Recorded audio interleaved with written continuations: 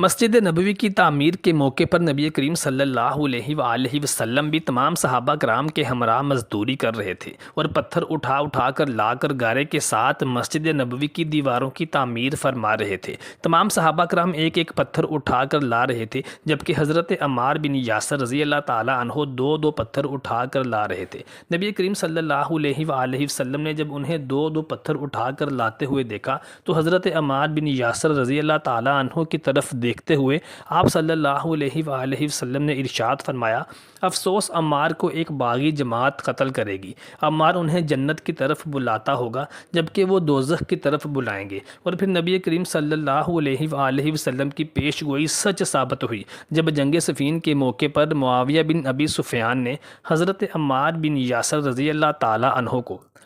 بسم اللہ الرحمن الرحیم۔ محترم ناظرین کرام السلام علیکم۔ محترم دوستو، نبی کریم صلی اللہ علیہ وآلہ وسلم نے اپنی مبارک زندگی میں جتنی بھی پیش گوئیاں ارشاد فرمائیں وہ سب کی سب اپنے اپنے وقت پر سچ ثابت ہوئیں۔ انہی میں ایک پیش گوئی حضرت عمار بن یاسر رضی اللہ تعالیٰ عنہ کے بارے میں بھی تھی۔ نبی کریم صلی اللہ علیہ وآلہ وسلم کے یہ صحابی عمار بن یاسر رضی اللہ تعالیٰ عنہ سابقون الاولون صحابہ کرام میں شمار ہوتے تھے، یعنی وہ صحابہ کرام جنہوں نے سب سے پہلے اسلام قبول کیا تھا۔ حضرت عمار بن یاسر کا شمار ان صحابہ کرام میں بھی ہوتا تھا جن کو مشرکین مکہ نے، کفار نے اسلام قبول کرنے کی پاداش میں اس طرح کی تکلیفیں اور اذیتیں پہنچائیں کہ جن کو سوچ کر رونگٹے ہی کھڑے ہو جاتے ہیں۔ یہ مشرکین ظالم ان کو جلتی ہوئی آگ پر لٹا دیتے تھے، یہ دہکتی ہوئی آگ کے کوئلوں پر پیٹھ کے بل لیٹے رہتے تھے، اور جب حضور اقدس صلی اللہ علیہ وآلہ وسلم اپنے ان پیارے صحابہ کے پاس سے گزرتے اور یہ آپ کو یا رسول اللہ صلی اللہ علیہ وآلہ وسلم کہہ کر پکارتے تو نبی صلی اللہ علیہ وآلہ وسلم ان کے لیے اس طرح سے آگ سے فرمایا کرتے تھے کہ اے آگ، تو عمار پر اس طرح سے ٹھنڈی اور سلامتی والی بن جا جس طرح تو حضرت ابراہیم علیہ السلام کے لیے ٹھنڈی اور سلامتی والی بن گئی تھی۔ حضرت عمار بن یاسر رضی اللہ تعالیٰ عنہ کی والدہ ماجدہ حضرت بی بی سمیہ رضی اللہ تعالیٰ عنہ کو اسلام قبول کرنے کی وجہ سے ابو جہل نے بہت ستایا، یہاں تک کہ ان کی ناف کے نیچے نیزہ مارا جس سے ان کی روح پرواز کر گئی تھی، اور عہد اسلام میں سب سے پہلے یہ شہادت سے سرفراز ہو گئی تھیں۔ حضور نبی کریم صلی اللہ علیہ وآلہ وسلم نے حضرت عمار بن یاسر رضی اللہ تعالیٰ عنہ کو طیب و مطیب کے لقب سے پکارا کرتے تھے۔ یہ 37 ہجری میں 93 برس کی عمر میں جنگ صفین میں حضرت علی رضی اللہ تعالیٰ عنہ کی حمایت میں اور حضرت معاویہ بن ابی سفیان رضی اللہ تعالیٰ عنہ کی فوجوں سے جنگ کرتے ہوئے شہید ہو گئے تھے۔ حضرت عمار بن یاسر رضی اللہ تعالیٰ عنہ کی شہادت حضرت علی کے دور خلافت میں سن 37 ہجری میں جنگ صفین میں ہوئی، جس میں آپ علی بن ابی طالب رضی اللہ تعالیٰ عنہ کی طرف سے لڑے اور معاویہ بن ابی سفیان کی فوج مد مقابل تھی۔ صحابہ کرام علیہ اجمعین کے حوالے سے یہ بات بھی معلوم ہونا بہت ضروری ہے کہ مسلمانوں کو یہ بات معلوم ہونا چاہیے کہ کچھ احادیث اور تاریخی کتابوں کے واقعات میں راویوں پر علماء اسلام کی طرف سے جرح بھی کی گئی ہے، اور بہت سے راویوں کے حالات معلوم بھی نہیں ہیں۔ مسلمان امت مسلمہ صحابہ کرام علیہ اجمعین اور اہل بیت اطہار کے بارے میں صحیح عقائد قرآن و سنت اور مستند و صحیح احادیث نبوی سے لیتے ہیں۔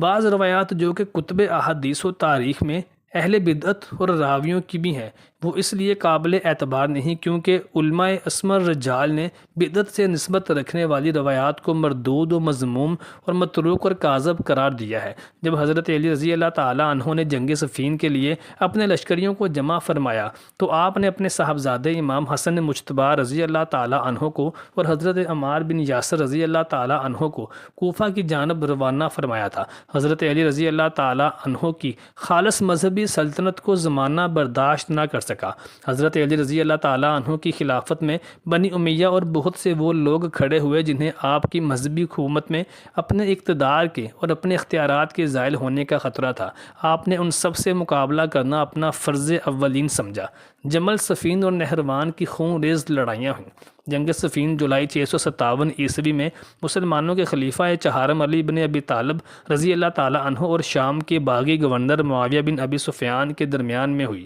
یہ جنگ دریائے فرات کے کنارے اس علاقے میں ہوئی جو اب ملک شام میں شامل ہے۔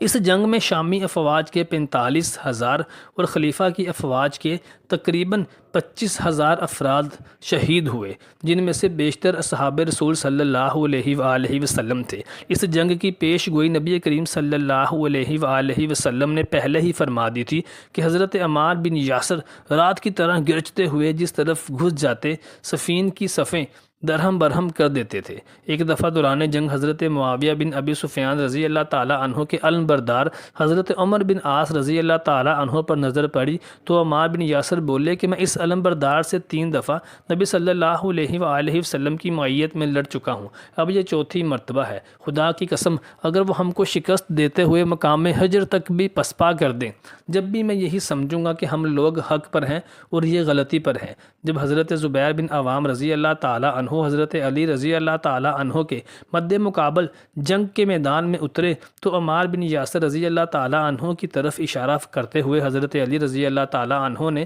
حضرت زبیر بن عوام رضی اللہ تعالیٰ عنہ سے فرمایا کہ اے زبیر، کیا بھول گئے ہو کہ نبی صلی اللہ علیہ وآلہ وسلم نے کیا ارشاد فرمایا تھا کہ جب تم ایک بار میرے ساتھ بہت لاڈ پیار اور محبت و شفقت کر رہے تھے تو نبی کریم صلی اللہ علیہ وآلہ وسلم نے ارشاد فرمایا تھا کہ زبیر، آج تم علی کے ساتھ پیار اور شفقت کا اظہار کر رہے ہو، لیکن اس دن کیا کرو گے جب تم علی کے خلاف تلوار لے کر نکل کھڑے ہوگے؟ اور حضرت علی رضی اللہ تعالیٰ عنہ نے فرمایا کہ آپ صلی اللہ علیہ وآلہ وسلم نے فرمایا تھا کہ علی اس وقت حق پر ہوگا۔ اور حضرت علی رضی اللہ تعالیٰ عنہ نے حضرت زبیر بن عوام کو حضرت عمار بن یاسر والی حدیث بھی یاد کروائی کہ نبی صلی اللہ علیہ وآلہ وسلم نے ارشاد فرمایا تھا کہ عمار کو باغی جماعت قتل کرے گی۔ یہ نشانیاں سن کر حضرت زبیر بن عوام رضی اللہ تعالیٰ عنہ جنگ کے میدان سے دستبردار ہو گئے اور حضرت علی رضی اللہ تعالیٰ عنہ سے معذرت چاہی۔ اب چونکہ عمار بن یاسر رضی اللہ تعالیٰ عنہ کو نبی کریم صلی اللہ علیہ وآلہ وسلم کی اس حدیث کا ادراک تھا،